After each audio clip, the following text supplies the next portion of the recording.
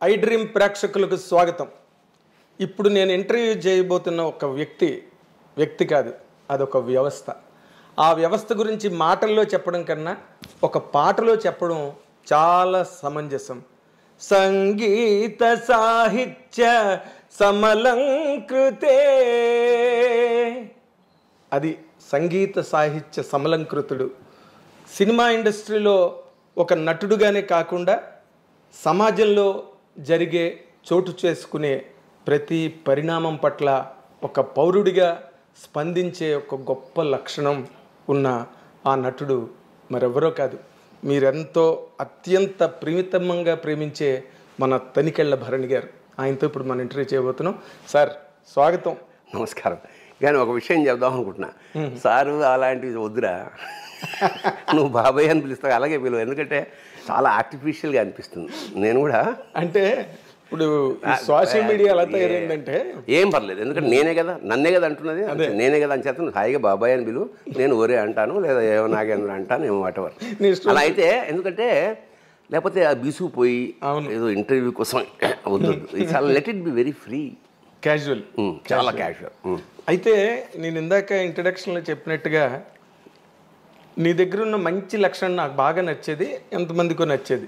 అదేంటంటే నీ సాహిత్యం కానీ, లేకపోతే కథలు కానీ, నాటికలు కానీ, లేకపోతే ఏదైనా కూడా సమాజానికి బాగా ప్రభావితమై రాసిన రచనలే అవన్నీ కూడా. ఎన్నో కవితలు కూడా నేను చదివిన వరకు. అయితే నేను ఎప్పుడు కూడా అంటే బికాస్ నిన్ను నాకు 1983 కుర్దా రోడ్లో ఒక్కరొక్క నాటికతో నువ్వు వచ్చినప్పుడు మేము నాగులు తిరిగే కోనలో నాటికతో ఎంఆర్ కాలేజీ నుంచి వచ్చాం, విజయనగరం ఎంఆర్ కాలేజీ నుంచి పరిషత్తుకి. అప్పుడు ఫస్ట్ టైం నేను చూడడం, మేము అందరం పులకించిపోయాం ఒక్కరొక్క నాటిక చూసి. డైలాగ్ లేదు కదా అక్కడ, అంటే రెండే వేషాలు. తల్లవజ్జల సుందరం, నువ్వు. దాంట్లో పెద్ద నేపథ్యం ఉంది, చెప్తా. సో అప్పటి నుంచి నీ ప్రయాణం, నాకు సినిమా ఇండస్ట్రీలోకి నువ్వు రావడం నాకు తెలుసు. కోడంబాకం బ్రిడ్జ్ దగ్గర కంచుకోవచ్చిన స్క్రిప్ట్ పట్టుకుని నిలబడ్డాం. నేను అడిగాను, సెటిల్ అయ్యావు బాబాయ్ అంటే, సెటిల్మెంట్ ఎవడుకుందిరా, రామజీరావుకి మాత్రం ఉందా సెటిల్మెంట్ అన్న నాతో. అలాగా నీ మలుపు ప్రతిదీ నేను ప్రత్యక్షంగా చూశాను. అండ్ పండించుకున్నావు కెరీర్ని. ఎలాగంటే ఊరికే నటుడుగా 4 వేషాలు వేసుకోవడం, 4 రాళ్ళు వెనక్కి వేసుకోవడం కాకుండా, దాంతోపాటు ఈ సాహిత్యాన్ని కూడా, నీ జీవితాన్ని ఒరుసుకుంటూ ఆ సాహిత్యం కూడా ప్రయాణం చేసింది. నువ్వు రాసిన నాటకాలే కాదు, ఆటగది రాసేవా కానీ, పరికిణి కానీ, నక్షత్ర దర్శనం కానీ, ఇవన్నీ అంటే నీ పేరున ఈ ప్రపంచంలో చిరస్థాయిగా ఉండిపోయే వర్క్స్ అవన్నీ కూడా. అసలు వాటన్నిటికీ బేసిక్ ప్రేరణ, ఎందుకంటే నువ్వు నటుడుగా బిజీగానే ఉన్నావు. బేసిక్గా మాది పండిత కుటుంబం, వంశంలోనే కొంచెం సరస్వతి కటాక్షం ఉంది. ఎందుకంటే మా ప్రపితామహులు జంట కవులు, తిరుపతి వెంకట కవుల్లో ఒకరైన దివాకర్ల తిరుపతి శాస్త్రి గారు మా ప్రపితామహులు. అంచేత కొంచెం ఇంగువ కట్టాం గుడ్డకి, అలా ఉంది. అలాగే నా పైవాడు, మేము 7 అన్నదమ్ములు. నా పైవాడు Suribabu Tanikella, is no more. వాడు అపారమైన మంచి సాహిత్యం, ఇంగ్లీషు తెలుగు సాహిత్యాలు. ఓకే, అంటే ఇంగ్లీష్ ఇలా పుస్తకం పట్టుకుని తెలుగులో ఈ కథని తెలుగులో డబ్బింగ్ చెప్పేసేవాడు అనమాట, తెలుగులో రాసుకునేలా అట్లాంటి వాడు. అలాగే మా అన్న ఎంఎస్కో పాకెట్ బుక్స్ ఆరంభం, మా పెద్దన్నయ్య దానికి మెంబర్. అంటే ఇంట్లో పుస్తకాలు ఉండేవి ఎప్పుడు అలాగా. ఓకే, సో పుస్తకం ఉంటే ఇక చదవడం, అంటే వేరే ఎంటర్టైన్మెంట్ ఏముందప్పుడు, ఇంకా రేడియో రాలేదు మాకు, నా చిన్నదానికి అప్పుడు ఇంక రేడియోలే ఎరగం. సో చదవడం, మా అన్నదమ్ములందరూ కూర్చుంటే పద్యాలు చెప్పుకోవడం, సాహిత్యం చెప్పుకోవడం, ఇది బేసిక్గా మాలో మొదటి నుంచి ఉంది. భోజనాలు చేసేటప్పుడు ఇంకా మేము, వాడు ఒక పద్యం చెప్తే మేము ఒక పద్యం చెప్పి, అట్లా ఆ సాంప్రదాయం మాకు చాలా ఎంజాయ్, బ్రహ్మానందం అనేవాడు. రే ఎప్పుడైనా మీ అన్నదమ్ములు ఏదైనా పెళ్ళి ఇళ్ళాలి అనుకున్నప్పుడు నన్ను బెలవరా బాబు, మీ వాళ్ళ మధ్య కూర్చుంటేనే ఒక భువన విజయంలా ఉంటుంది. That is true. అంత ఎంజాయ్ చేసేవాళ్ళం, సాహిత్యాన్ని ఎంజాయ్ చేసేవాళ్ళం మేము. అదే. సో అప్పుడు నా మధ్యతరగతి తనంలో అవి లేవు ఇవి లేవు అన్నింటినీ సాహిత్యం కప్పేసింది, మాకు తెలీదు. అదే, ఈ ఎంజాయ్మెంట్లోనే, ఈ అనుభూతిలోనే ఉండడం. ఏం కదా దానిలో ఇప్పుడు సాహిత్యం ఒక పద్యం చదువుతున్నాం అంటే అది కంటతా పడుతుంటే, ఇప్పుడు మేము పరబ్రహ్మశాస్త్రి గారు ఉండాలి నాకు మాస్టర్. ఆయన నాకు లెక్కలు వీకు, కానీ తెలుగు చాలా ఆసక్తిగా చెప్పాడు. అప్పుడు ఫస్ట్ టైం అటజనికాంచ భూమి సురుడంబ, అప్పుడు కంటతా పట్టిన ఆ సాహిత్యం, ఆ భిక్ష అది ఆ కంఠత పట్టడం అనేది నాకు సరదా. నేను పూత మెరంగులను మొత్తం తెలుగు సాహిత్యంలో అత్యంత 27 అవన్నీ అది కంఠత పట్టాను. కవిత కూడా కంటపట్టాను. నా దాదాపు కాళహస్తీశ్వర శతకం మొత్తం కంఠత పట్టాను. కాళహస్తీశ్వర శతకం అలాగా మొత్తానికి అలా ప్రారంభమై ఇంట్లో ఉన్న సాహిత్యం అలా ఇంటర్మీడియట్ నుంచి అక్కడ కాంపిటీషన్, నాటకాల కాంపిటీషన్ జరుగుతోంది. అప్పటి వరకు నాకు నాటకాలు, హరికథలు ఇష్టం. హరికథ ఎందుకంటే నాకు హరికథ అంటే చాలా ఇష్టము, చాలా గౌరవం కూడా. ఎందుకు గౌరవం అంటే ఒక వ్యక్తి అక్కడ కథ మొదలెట్టాక అది భారతమోనో రామాయణమోను రామాయణం అనుకుందాం. ఆడే రాముడు, ఆయనే సీత, ఆయనే లక్ష్మణుడు, ఆయనే ఆంజనేయుడు, ఆయనే వాలి, ఆయనే జటాయు, ఆయనే రావణాసురుడు కూడా ఒకటేగా, వన్ మ్యాన్ షో. పైగా భరతనాట్యంలాగా ఇక్కడ రాముడు వచ్చి అట్లా రాముడు, ఆ ట్రాన్స్ఫర్మేషన్, ఆ కళ్ళల్లో, ఆ ఆటలో, ఆ డాన్స్లో ఒక్క వ్యక్తి విశ్వరూపం ఏమన్నా చూపదలుచుకుంటే హరికథ నాకు తెలిసి. అందుకని నాకు ఆదిభట్ట నారాయణ దాస్ గారి పేరు తలుచుకుంటే అసలు పులకిస్తుందన్నమాట ఒళ్ళు. ఒక్క వ్యక్తి అబ్బాయి ఎలా రసాప్లావిత కథ చెప్పేస్తున్నాం, మనం వెళ్ళిపోతున్నాం, అన్ని పాత్రలు చూసేస్తున్నాం, సినిమా అయిపోయింది, బాహుబలి చూసేసాం. తర్వాత పాపం మళ్ళీ మామూలు చిన్న హరికథ, ఆ దక్షిణ, ఆ తాపత్రం. అంచేత నాకు హరికథ అంటే అపారమైన గౌరవం. That made me actor. ఆ నటన కానీ రచన కానీ ఏదైనా సరే దానికి బేస్ మాత్రం హరికథ.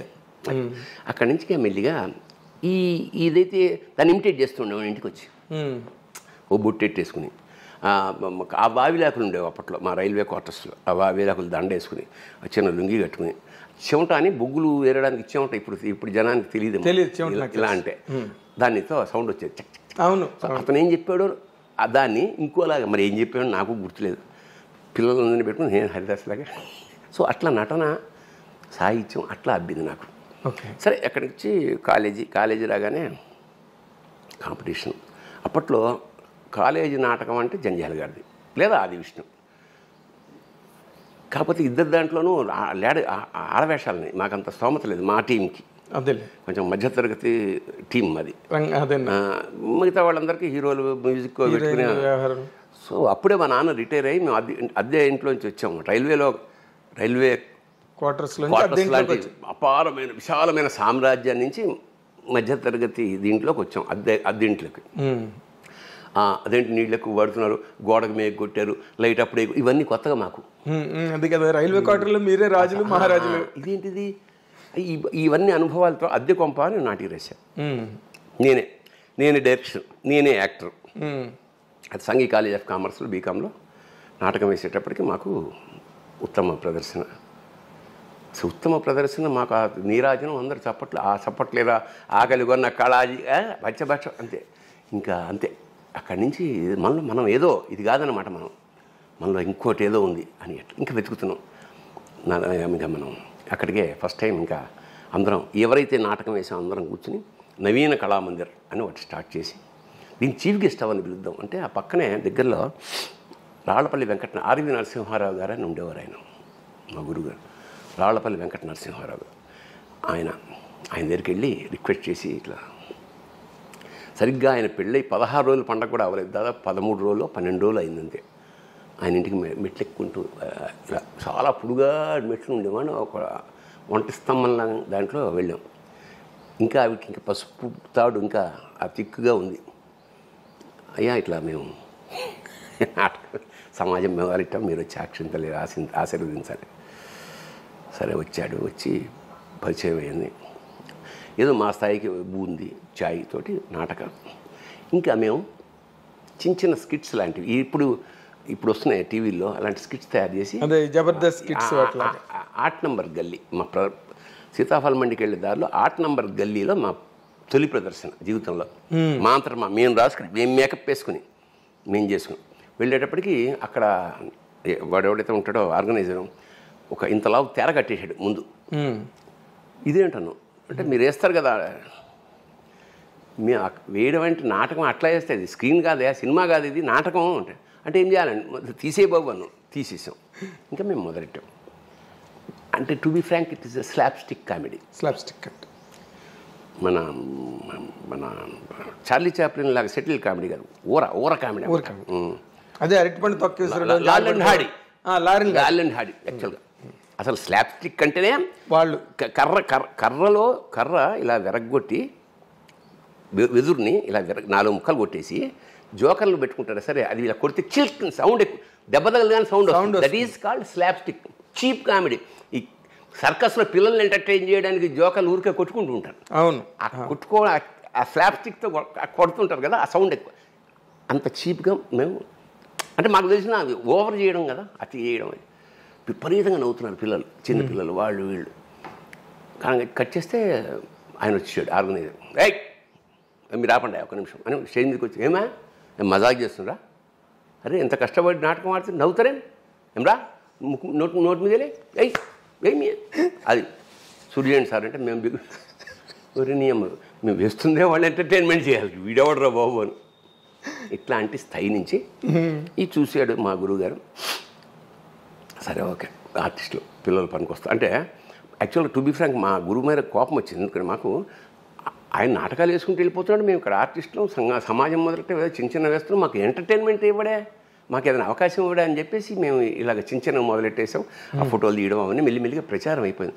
ఇంకా దీన్ని ఏమంటారు, నవరాత్రులు అప్పుడు 9 days బిజీ మేము. ఎక్కడ పడితే కారులో ఎక్కించుకుని తీసుకెళ్ళిపోయి ఒక చోట కాబట్టి అది ఒక లోకల్గా వీడు లోకల్ ఫేమస్ అయిపోయింది. అయితే మా గురుగారు గుర్తించారు, టాలెంట్ ఉంది కానీ this is not the right way of expression అని చెప్పి ఆయన మమ్మల్ని నాటకాలకి ఆరంభించి ఫస్ట్ ముగింపు లేని కథ. అప్పుడు నాకు దాదాపు 23 ఏళ్ళు. నేను 80 ఏళ్ల ముసలివాడి పాత్ర. దాదాపు 100 షోలు వేసాను. 100 ప్రదర్శనలు వేసాం. ఆల్ ఓవర్ మా ఢిల్లీ వెళ్ళాం, కలకత్తా వెళ్ళాం, కేరళ వెళ్ళాం. All over India all over ఇండియాలో తెలుగు నాటకం అంటే, తమిళ నాటకాలు అంటే వేల సంఖ్యలో ఉంటుంది, తెలుగు నాటకం 100 సార్లు ఇవ్వడం చాలా గొప్ప. అందులో ఒక్కసారి 99 ప్రదర్శన ఆయన రాలా. అప్పుడే మేము ఆయన్ని చెన్నై పంపాం మేమందరం, స్త్రీ అనే సినిమా కోసం. నాటకం రైల్వే కళా పరిషత్లో నాటకం, అది దాని పేరు ముగింపు లేని కథ, జీవన్ముతుడు అని కలిసి నాటకం. 2 గంటల నాటకం. 2 గంటల్లో కనీసం గంట సేపు ఆయనే మాట్లాడతాడు. ఇప్పుడు ఆయన ఇంకో 1 వీక్లో రావాలి, అక్కడి నుంచి టెలిగ్రామ్ పంపించాడు, God bless you, all the best, I'm unable to come, షూటింగ్లో ఉన్నానని. మా గుండెలో రాయబడిపోయింది. ఎంట్రీ ఇచ్చేసాం. రైల్వే కళారంగం ప్రెస్టీజియస్.